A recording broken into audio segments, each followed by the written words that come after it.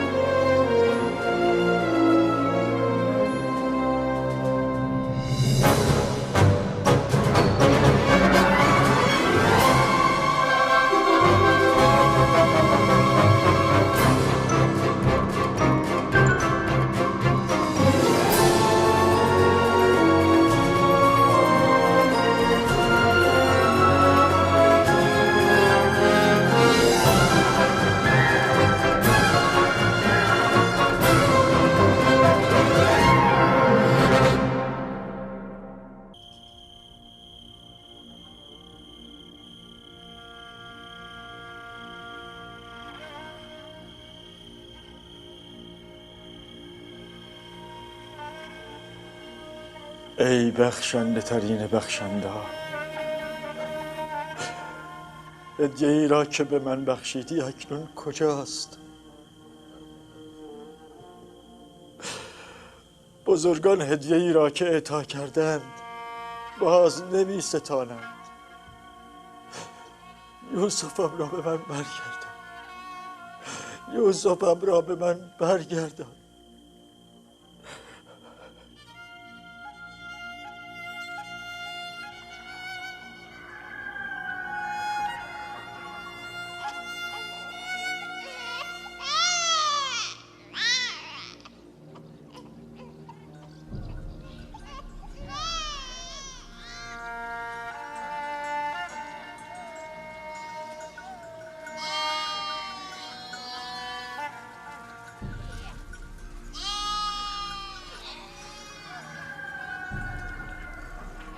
هر کجا هستی خدا نگهدارت باد. من یقین دارم که تو زنده ای.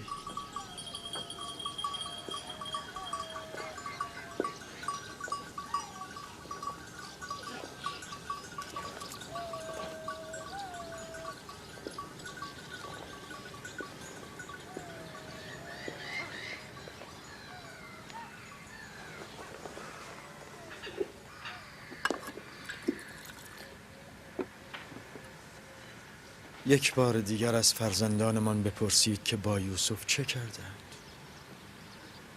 شاید این بار به خطای خود اقرار کنند و حقیقت را بگویند. شما از کجا این همه اطمینان دارید که یوسف نمرده؟ به دو دلیل. پیراهنی که هنوز سالم است و گرگان را ندریده.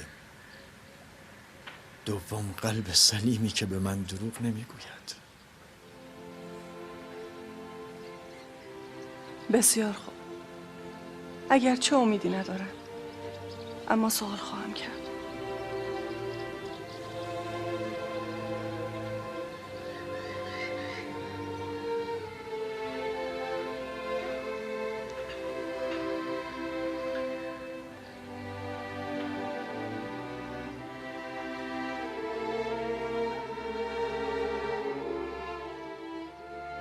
من میخواهم آنها به گناه خویش اقرار کرده توبه کنند.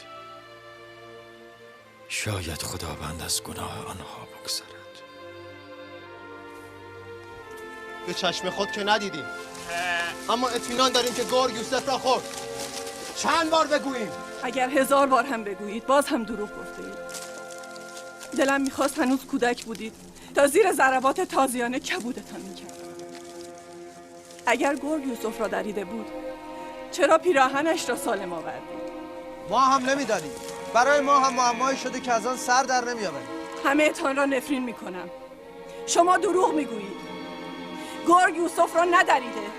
گرگ صفتان او را دریدند. گرگ صفتان.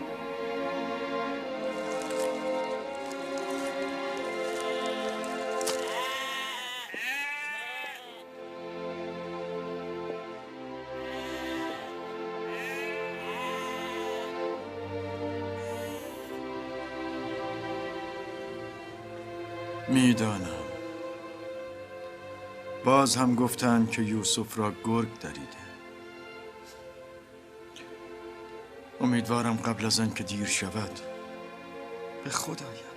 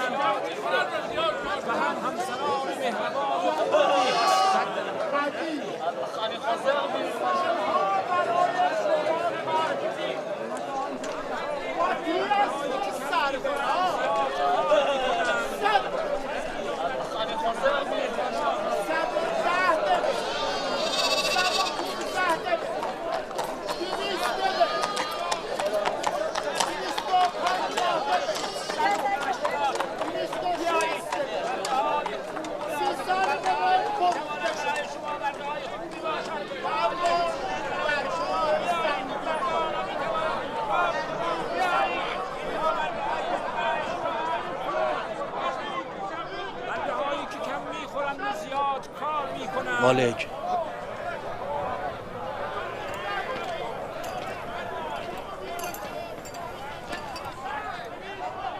او را نفروش.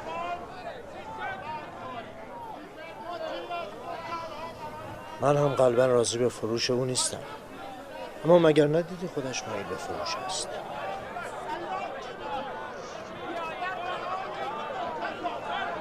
قیمت این غلام چند است؟ من برده فروشی نمیدانم، اما همین قدر میدانم که غلامی زیبا و باهوش و باسواد. هنرهای دیگری هم دارد که قیمت او را بالا میبرد. من او را ارزان نمیفروشم. میتواند خدمتکار خوبی برای معبد باشد و در آینده بسیاری را به عنوان کاهن به معبد جذب کند. سعی کن او را خریداری کنی. با 50 دبن شروع کنم؟ با 50 دبن موافقی؟ قیمت او بیش از این هاست عالی جناب. 100 دبن. بیشتر از اینها میارزه. پیشنهاد بیشتر را چه کسی میدهد؟ برده هایی که کم میکنند زیاد کار میکنند. همسران مهربان و خوبی هستند.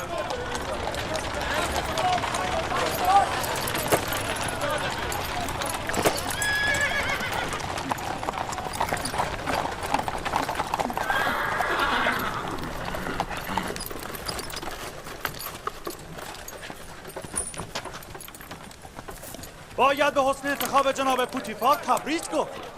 ایشان بهترین جا را برای خرید برده انتخاب نمودند. خوش آمدید، خوش آمدید. امیدوارم که این برده ها بتوانند موجب رضایت شما از بنده گردند. خوش آمدید. ملاحظه کنید میتواند همچون 2 اسب کار کند. 200 دبن. ملاحظه کنید همچون گوسفند آرام است. 100 دبن بیشتر نمیدهم. عالی جناب. این برده ها بیش از این میارزند.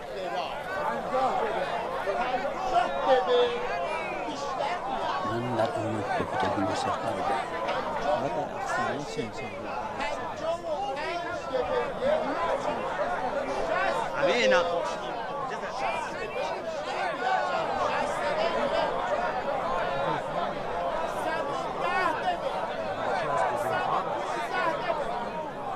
چقدر زیبا و معصوم است. 250 دبن.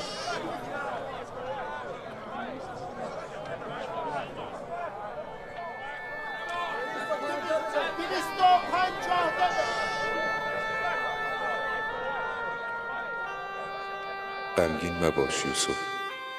امروز اینان مشتری تو اند، یک روز تو همه اینان را خریداری خواهی کرد.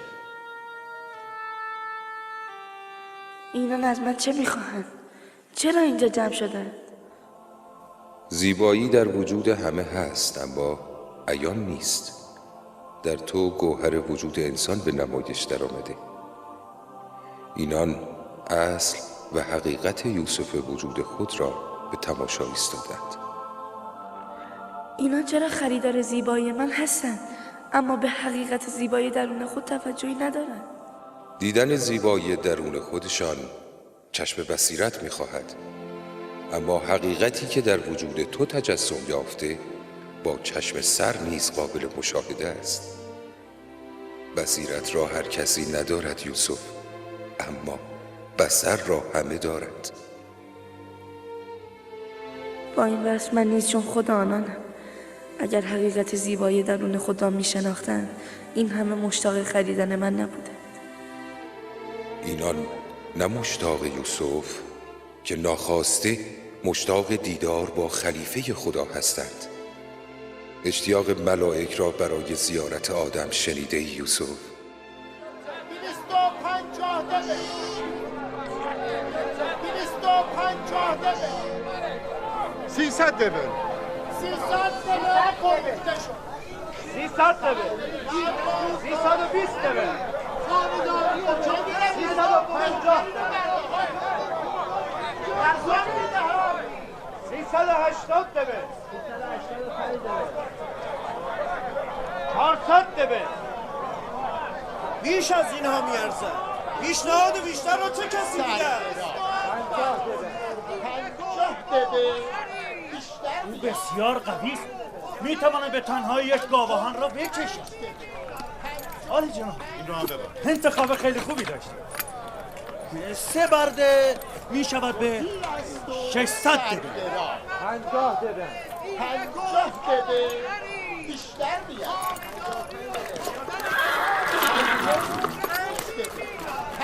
55 دبن. 60 دبن. عالی جناب، برده های بسیار خوبی هستند. 300 دبن بگو. بیش از اینها میارزند. 300 دبن. 320 دبن.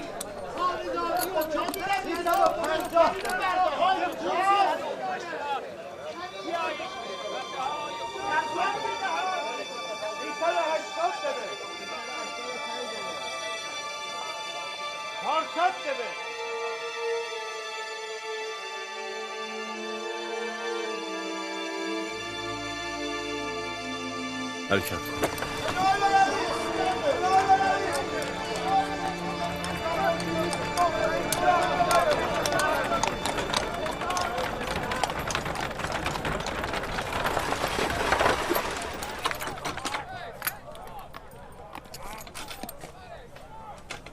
یک 1010 دبن.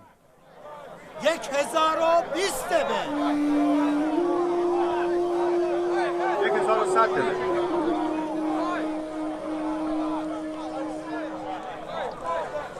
پوتیفار وارد میدان رقابت شد. حالا چه کنیم؟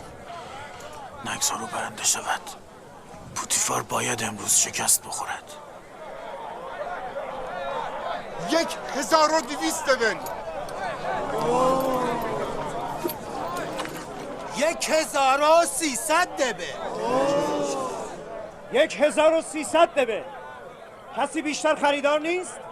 هرچند قیمت پیشنهادی برابر با 8 تا 10 برده است، اما عیبی نیست. سعی کن در رقابت از پوتیفار عقب نمانی.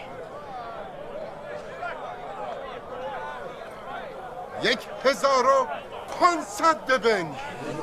1500 دبه. بیشتر خریدار نبود؟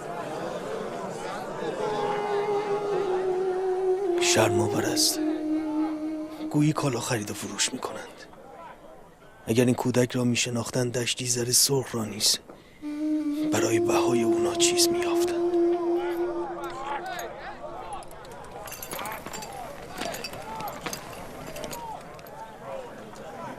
2000 2 برابر.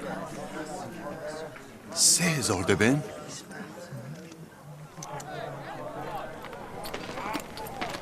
3000 دبن. 3000 دبه. جناب پوتیفار عزیز مصر و فرمانده سپاهیان مصر 3000 دبن را پیشنهاد می‌دهم. جناب پوتیفار 3000 دبن پیشنهاد دادن. چه کسی جرأت رقابت با جناب پوتیفار را دارد؟ مبارک باشد این غلام از آل شما. به شما اطمینان میدهم که غلامی با ادب و کمال و با ثبات خریده اید. بسیار خوشیمن و پرخیر و برکت است. این برده به جناب پوتیفار فروخته شد.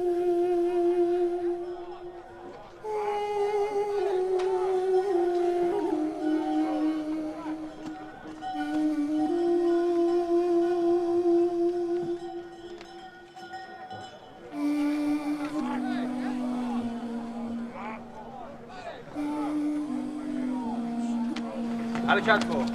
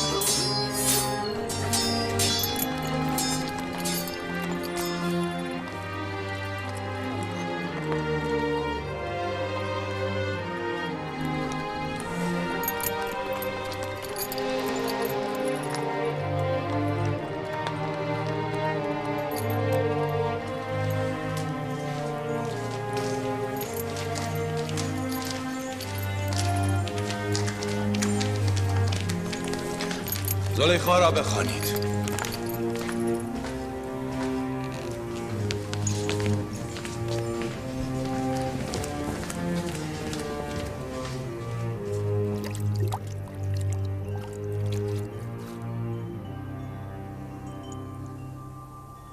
این دردانه یگانه را از کجا آوردید عالی جناب؟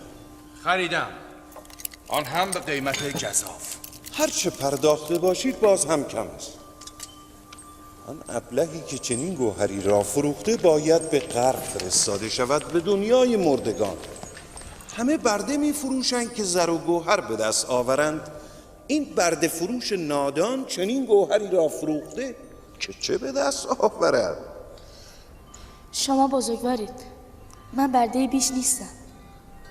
به قصر پوتیفار خوش آمدی پسر جان. سپاسگزارم عالی جناب.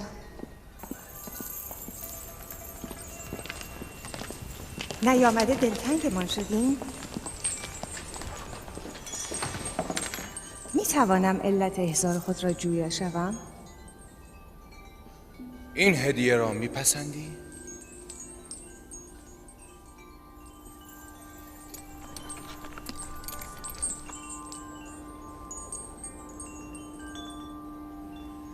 من این کودک را قبلا جایی ندیدم.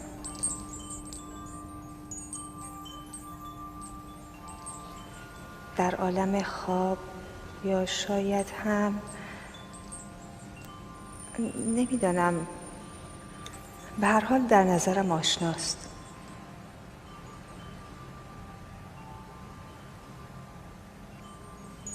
به سلیقه و انتخاب جناب پوتیفار تبریک باید گفت. بی‌نظیر است. نام تو چیست؟ یوسف. یوسف یا یک نام آرامیس یا نامی عبرانی؟ عبرانی هستم. از اهالی کنعان در منطقه شام. شغل آنان شبانی و گوسفندچرانی است. یوسف. نه، من از اسمهایی که متعلق به قبایل بدوی و صحرانشین است خوشم نمی آید. اگر اجازه بفرمایید نامی مصری برای او انتخاب کنید. این کودک هدیه من به توست. او را هرچه میخواهی صدا کن. از خداوندگار خویش بی نهایت سپاسگزارم. اگر اجازه دهید من میخواهم برای یوسف یک نام مصری پیشنهاد کنم. خب؟ نامی که به یوسف نزدیک است. یوزارسیف. یوزارسیف؟ بد نیست. یوزارسیف. نه، زیباست. از این پس تو را یوزارسیف مینامیم. موافقی؟ اگر شما میپسندید من هم موافقم. از شما میخواهم که یوزارسیف را عزیز و نیکو بدارید. شاید برای ما فایده داشته باشد و شاید هم زلیخا او را پسندید و در آینده او را به فرزند خواندگی خود انتخاب کردید. چرا که نه؟ چه کسی بهتر از یوزارسیف؟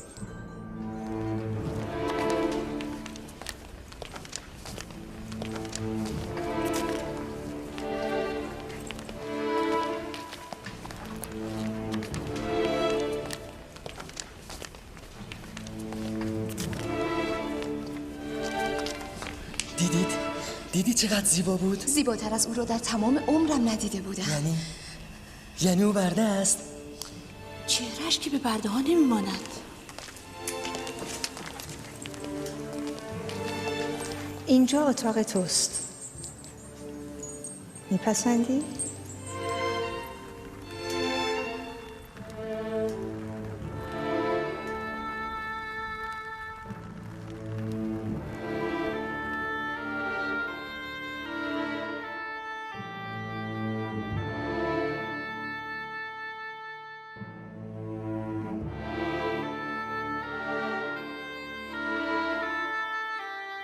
سپاسگزارم بانو. خیلی زیباست. وسایل استراحت یوزورسیف را فراهم کنید.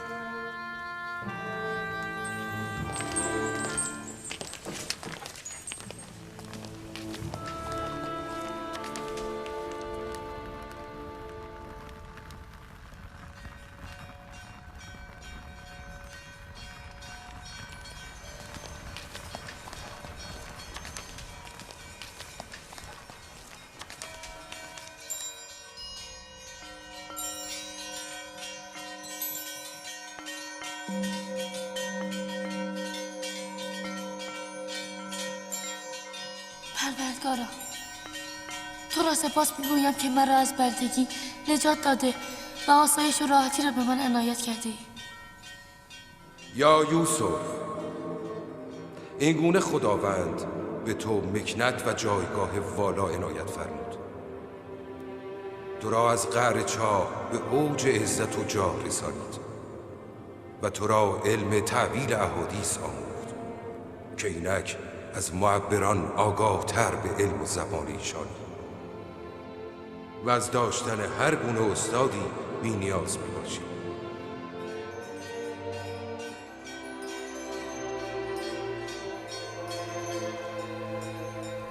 سپاسگزارم پروردگار مهربانم، سپاسگزارم.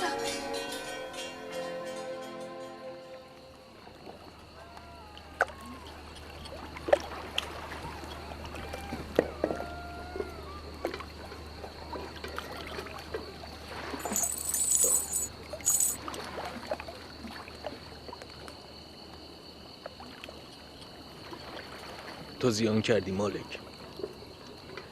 اگر یوسف را به چندین برابر وزنش سیم و زر می فروختی باز هم زیان بود. زیانی بزرگ.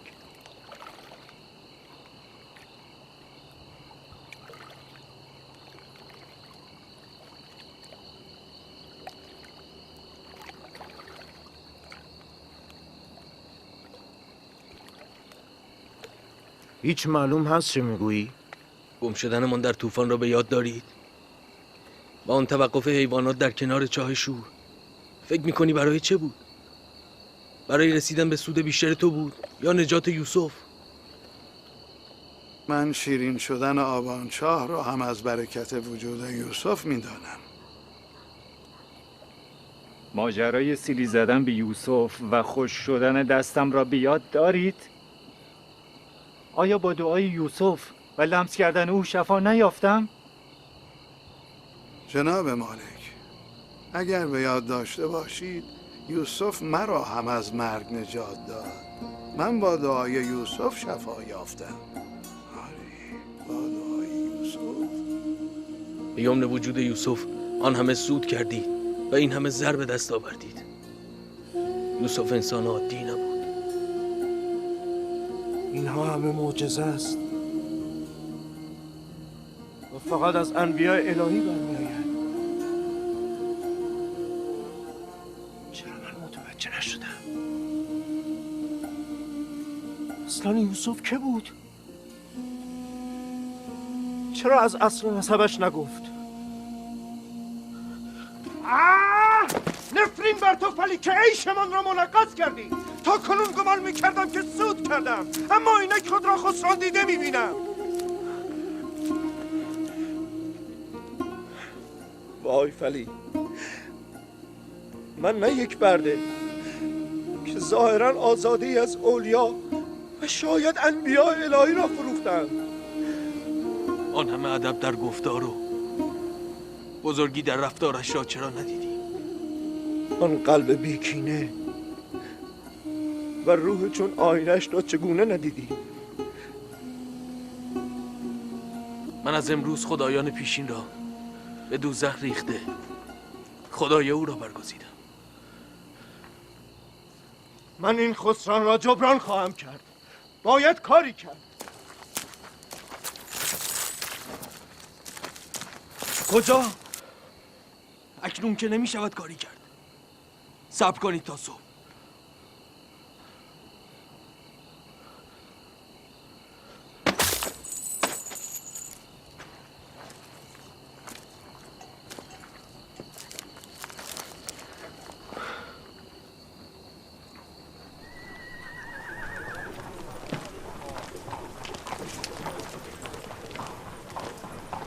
قصر جناب پوتیفار کجاست؟ مستقیم قصر انتهاست.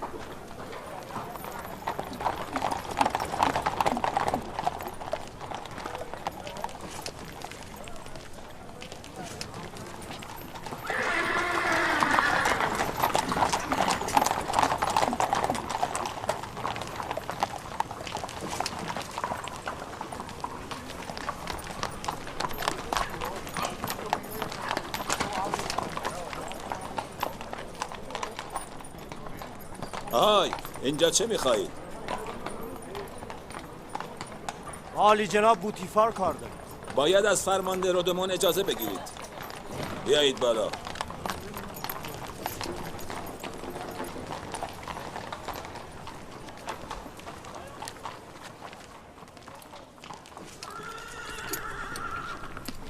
جناب فرمانده، اینان میخواهند عالی جناب پوتیفار را ببینند. با عزیز مصر جناب پوتیفار چه کاری دارید؟ یک برده به او فروخته ایم. بگویید مالک قبلی برده‌ای که دیروز خریداری کرده اید آمده. پرسیدم چه کاری دارید؟ مقداری سکه اضافه از او گرفته ایم. فقط هم به خود او میده.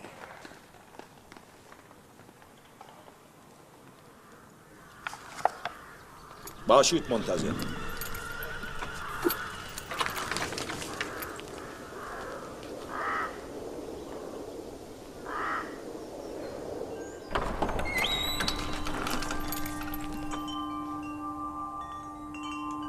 چه شده رودامو؟ تاجری که دیروز به شما برده فروخته تقاضای ملاقات دارد.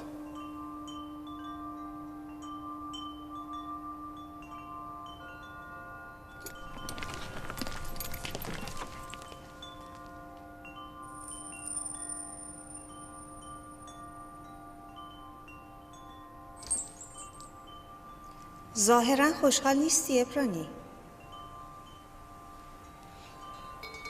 از اینجا بودنم خوشحالم، اما از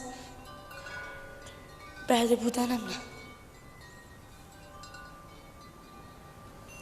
رفتار ما با تو همانند برده هاست؟ رفتار شما شایسته بزرگی شماست و احساس من ناشی از بردگی من. آفرین، پاسخی حساب شده و بجا بود. من به او امیدوارم عالی جناب. او خواندن و نوشتن هم میداند. با این وصف همه چیزش خوب است مگر زبانش که باید قدری کوتاه شود. بانو اطمینان داشته باشند که زبان بیهودگویی ندارم و بی اذن جناب پوتیفار و ایشان سخنی نخواهم گفت. آفرین، اینطور بهتر است. تو اهل کجایی؟ نام پدر مادرت چیست؟ برای شما چه فرقی می کند بانو؟ بیابانگردی و پیشینه گوسفند چرانی که گفتن ندارن. کسی از شما نظر خواست؟ ولی چهره یوزارسیف نشان از بزرگی و تبار نیک او دارد.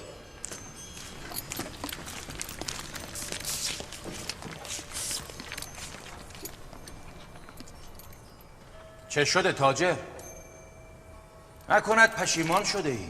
آری نه پیش از آن که علت حضورم را عرض کنم اجازه میخواهم دقایقی را با یوسف خلوت کرده و برای آخرین بار ودا کنم. میفهمم. بودن با یوزارسیف تعلق خاطر ایجاد میکند.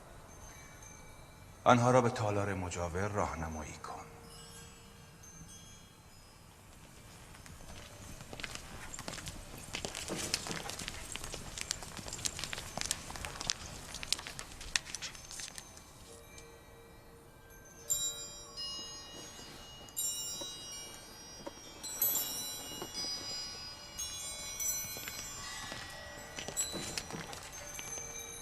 میبینیم دل کندن از یوزارسیف برایش مشکل است.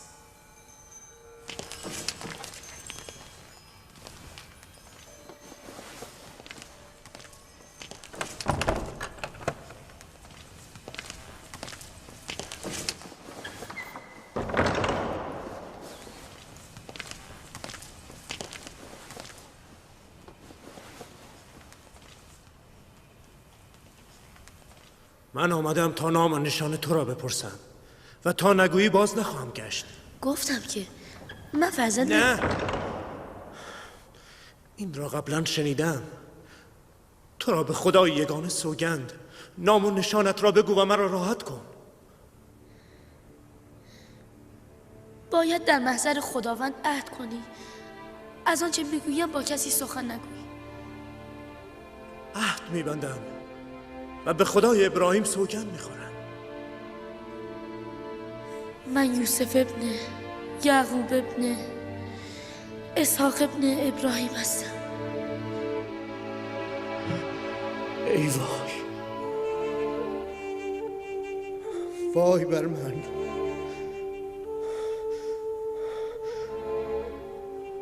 ما پسرمو هستی. تو از نوادگان اسحاق و من از نوادگان اسماعیل ذبیح الله هستم. خدا مرا نبخشد. این چه کاری بود که کردم؟ چرا تو را فروختم؟ من میدانستم ما پسرمو هستی و اصلا از فروش خود گله من نیستم. من باید به مصر می آمدم و فروخته می شدم. این حوادث اراده خداوند و مقدمه یک واقعه بزرگی است. باید حدس می زدم که با آن همه معجزه تو یک انسان معمولی نیستی. تو یک پیامبری. وای بر من که پیامبری را به بردگی فروختم. این ننگ را کجا برم؟ آرام باشید، برخیزید. گفتم که این حادثه باید رخ میداد. من برای انجام رسالت خویش باید به مصر می آمدم. تو فقط وسیله خیر شدی. من از تو سپاسگزارم. این خطا رو جبران میکنم.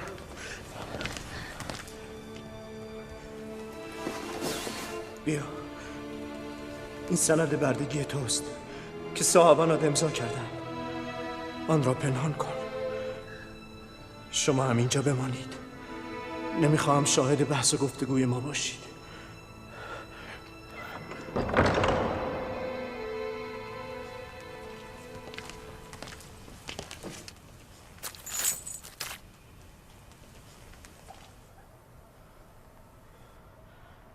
من از محضر عالی جناب پوتیفار عزیز مصر پوزش میخواهم، ولی ناچارم از ایشان تقاضای فسخ معامله کنم.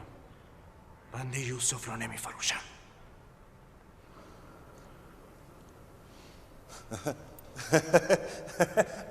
آفرین آفرین. ساعتی پیش تو را ابلهی میدانستم که قدر گوهری چون یوزارسیف را ندانسته، اما میبینم نه، اینطور نیست. تو نیز جوهر این گوهر را دریافتی.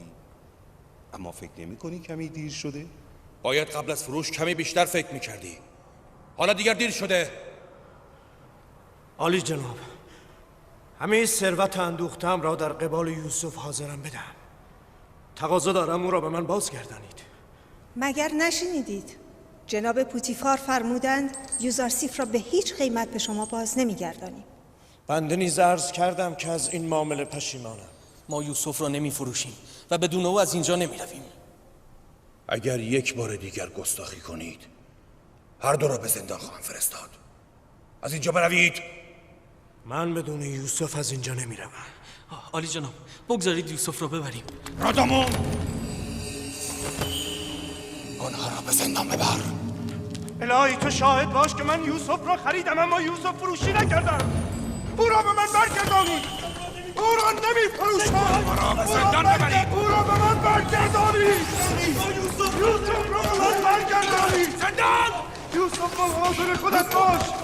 او را به من برگردانید.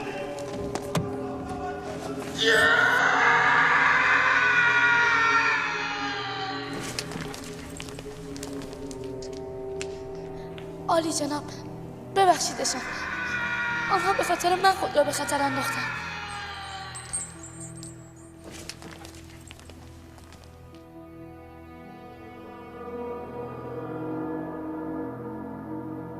حقشان بود که به سختی مجازات می شدن. استدعا می کنم. اما به خاطر یوزارسیف گذشتم. بگو آنها را آزاد کنن. زندان نیاز نیست.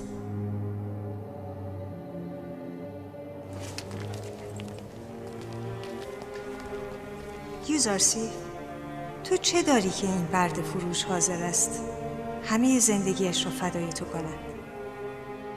چه بگویم بانو؟ من از نزد خود چیزی ندارم. موجود ضعیفی چون یوسف از خود چه دارد؟ با این حساب ما منتی بر یوزارسیف نداریم، چرا که آنچه برای او پرداخته بودیم به ما بازگشت. من قد نشناس نیستم عالی جناب و محبت‌های شما را با دینار و دبن عوض نخواهم کرد. من از این هدیه ارزنده بسیار سپاسگزارم. کاری ماما، یوزارسیف را استحمام کرده لباس نو بپوشانید و نزد من بیاورید. اطاعت بانوی من.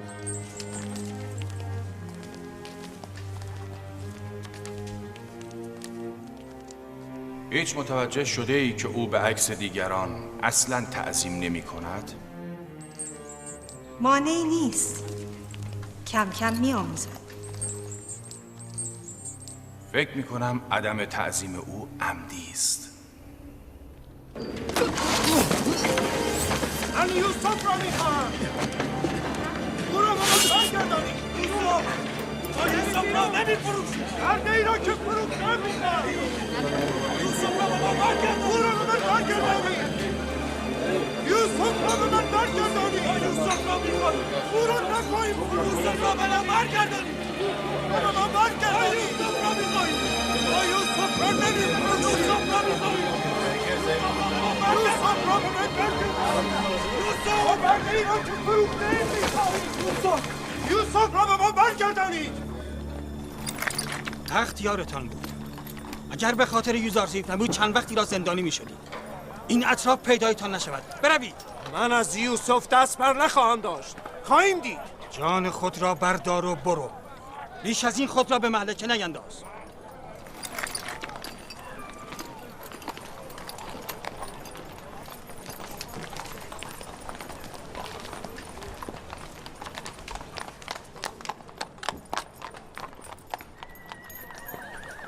پوتیفار و همسرش مثل من احمق نیستن تا گوهری چون یوسف را به سهولت از دست بدن. ما زیان کردیم فلی، زیان کردیم. تو زیان کردی نه من. به لطف خداوند من سود کردم. بزرگترین سود زندگیم را. سود کردی؟ چطور؟ تو یوسف را از دست دادی بدون آنکه چیزی به دست آوری. اما من در ازای از دست دادن یوسف خدای یوسف را به دست آوردم. شب گذشته در کاروانسرا خدایان سنگی را وا نهادم و از یوسف گوهر یکتاپرستی را به دست آوردم. آری، به خدا که من زیان کردم. اگرچه پیامبر خدا را نفروختم، اما تا پایان عمر هیچگاه خود را نخواهم بخشید. من به دیار خیش رفته از این پس به ترویج یکتاپرستی خواهم پرداخت.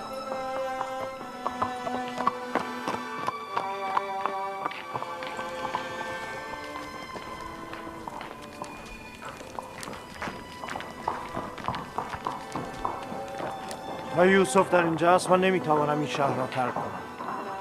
به کاروانسرا برویم.